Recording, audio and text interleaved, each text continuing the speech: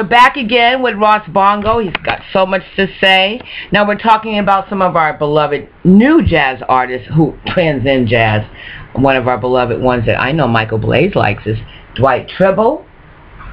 World music, Rasta. This is not no jazz. All the great jazz musicians, Coltrane, Nina Simone, they didn't like this word jazz. You give me some history now. A lot of people have been hailing up Nina Simone lately. She's been give me some history. We didn't take that word jazz. You know, we called it, for lack of a better name at the time, we called it great black music. You understand? So no one can define us. That's why, you know, now you don't see who's playing jazz now. Who's playing roots and culture now? So yeah, man, we have to keep the vibe alive, and so the only way you can is you know the history and you pass it on. Now, how long have you been painting, and when did you start? I've been painting all my life. My uncle that raised me was one of the greatest painters in Philadelphia. He had the accounts for all the billboards. Back then, everything was done by hand, wasn't no computer art. And he had the accounts for Sheraton Hotel, Ford Motor Company. So he used to go up on the scaffolding and hand paint all them billboards. And being the oldest son of the youngest daughter, I was kind of adopted by him, who was married to my mother's oldest sister. So he raised me, and he was my mentor. He was a Renaissance man. He was born in the 1930s in Harlem, and he came out of the Harlem late Renaissance as a painter and moved into Philadelphia. And he took me to my first bimbe at 10 years old.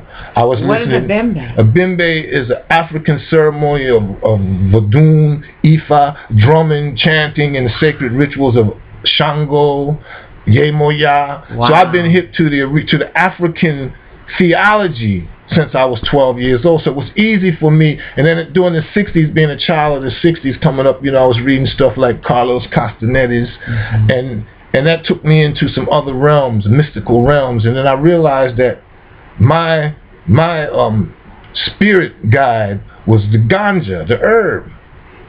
So, you know, at the time, I was following the Native American shaman, and their spirit guide was the peyote. So I knew that wasn't my affinity. But when I hit the herb, I knew right away this was my affinity. Then I see these brothers coming out of Jamaica with this nappy ass hair, talking about a black god and smoking the herb and articulating with words in the simplest form, language wise, what we as jazz musicians were saying. Right. They was saying it with actual words. Yes. And so that was my connection. Then I saw the Jamaican brothers pressing their own records and outside the shops with their bikes, and how they had their little, and to me that was the highest consciousness expression I had seen of black power. As an artist and a musician. Real word sound power. So pressing your own album and getting it out there. And putting it out, own distribution right in your community, live every day.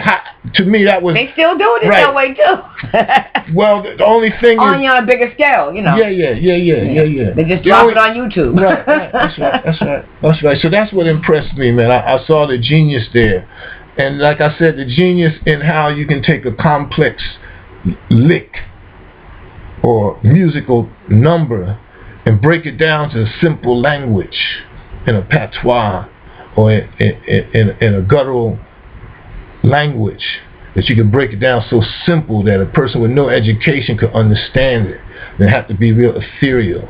So how did you pick up your particular instrument, which is a saxophone? You're not a piano player, you're not a drummer. I never went to school, I never studied. So how did you end up with a horn? All the things you could have had. I was given a horn. I was in Philadelphia and I was out there. I was 15 years old and I was doing some shit I shouldn't have been doing. I was in you know, street gangs and that whole thing, and this was pre-Black Panther era. And I went into this black restaurant, and I was in there and I was drinking. I was all hopped up, and I was about 15 years old.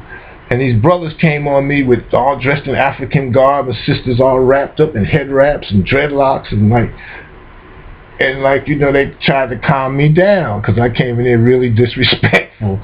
And one of the brothers told me, he said, man, you know, the only problem with you is you need a voice. You don't have no voice. You know, I hear you screaming, but you need to find your voice. And he gave me this beat up alto saxophone with rubber bands on it. And he said, man, you need to take this saxophone and learn how to play it.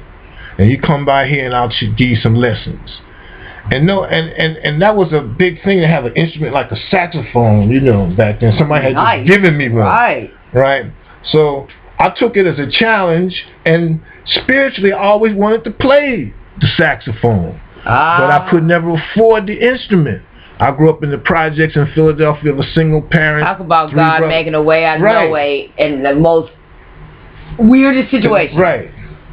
So I took it as a challenge, man, and so I would go to the party. Now, I want to speak to that, because now you here he is a young man, and an elder blessed him with an instrument. But how many times now we see a youth acting up somewhere, and we don't even think about showing them no love at all, let alone giving them something. So when you see a youth stressed out, Rasta, you know, pray on that. Well, you know, that's one of the reasons I'm in Los Angeles. That saved your life. It saved my life. Put me on a path. It gave me a voice.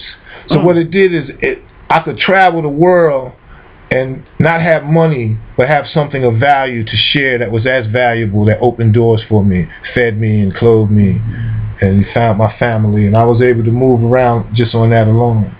So it was a great time and a great lesson. And this happened to be Sunrise. They had a school called Kabore Weusi, or the African Free School, Black Pride. And this is like 66, between 66, 67. So yeah, man. So I never wavered off the path from them days. Now, you know, I haven't been in a barbershop since the early 70s.